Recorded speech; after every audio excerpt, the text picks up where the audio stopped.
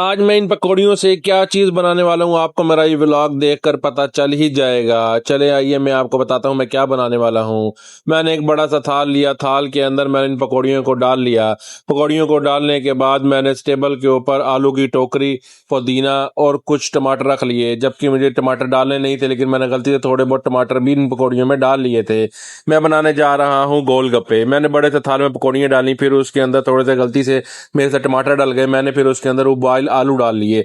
आलू डालने के बाद मैंने फिर इसके अंदर प्याज डालकर इसको अच्छे से मिक्स करना शुरू कर दिया और ऊपर से थोड़ा सा पुदीना डाल लिया, धनिया डाल लिया, साथ मैंने दड़ा मिर्च डाली, चाट मसाला डाला ताकि थोड़ा सा तीखापन आ जाए, क्योंकि स्पाइसेस जितने अच्छे होंगे उतना गोलगप्पा टेस्टी बनेगा। फिर मैंने हस्बे जायका नमक डाल लिया, क्योंकि मैं नमक का थोड़ा सा ज़्यादा इस्तेमाल करता हूँ, इसलिए मैंने नमक को थोड़ा ज़्यादा डाल लिया था।